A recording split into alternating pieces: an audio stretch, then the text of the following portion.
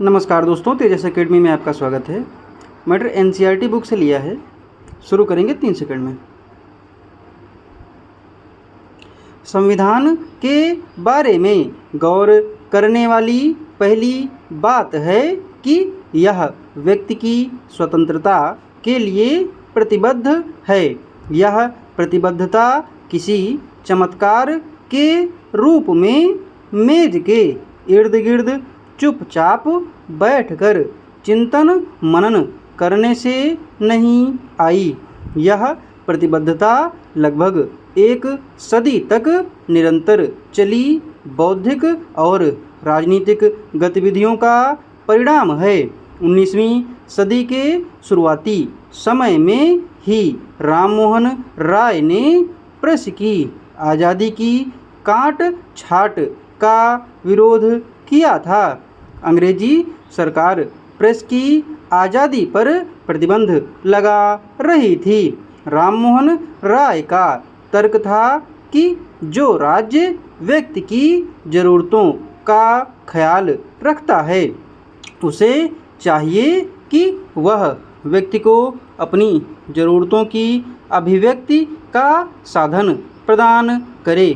इसलिए राज्य के लिए जरूरी है कि वह प्रशासन की असीमित आज़ादी प्रदान करे। पूरे ब्रिटिश शासन के दौरान भारतीय प्रेस की आज़ादी की मांग निरंतर उठाते रहे। आश्चर्य नहीं कि आज अभिव्यक्ति की स्वतंत्रता हमारे संविधान का अभिन्न अंग है। इसी तरह मनमानी गिरफ्तारी के विरुद्ध हमें स्वतंत्रता प्रदान की गई है।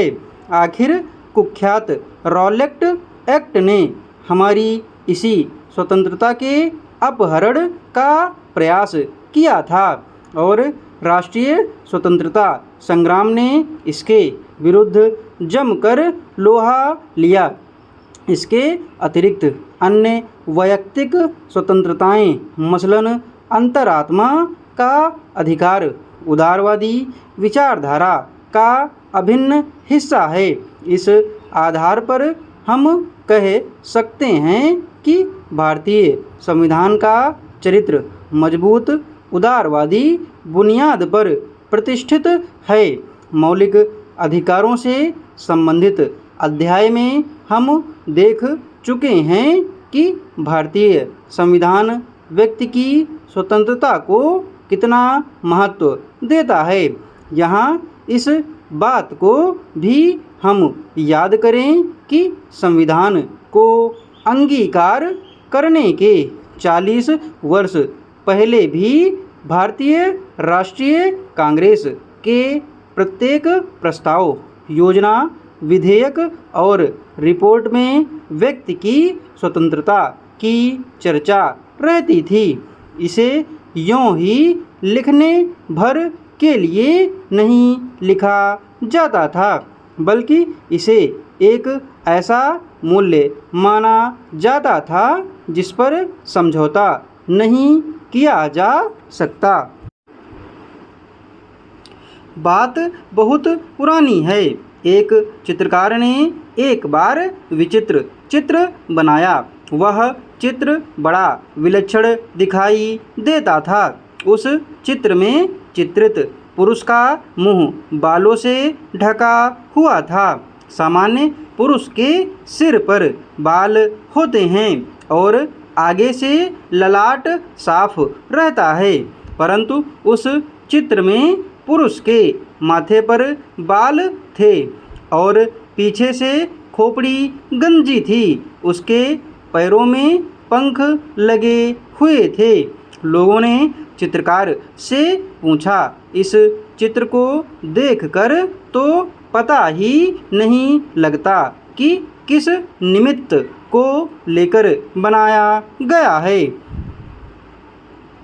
चित्रकार ने बताया, यह समय का चित्र है। समय आता है मुंह ढक कर। जब यह आता है तो इसके बालों को पकड़कर हम इसका सदुपयोग कर सकते हैं। परंतु जब समय बीतता है अर्थात एक बार हमारे हाथ से निकल जाता है तो किसी भी साधन द्वारा उसे वश में नहीं किया जा सकता। यह पैरों से पंख लगाकर उड़ जाता है। डिक्टेशन की स्पीड 88 से 90 शब्द प्रति मिनट रही है। PDF आपको टेलीग्राम पर मिल जाएगी। टेलीग्राम चैनल का लिंक डिस्क्रिप्शन बॉक्स में दिया हुआ है। धन्यवाद।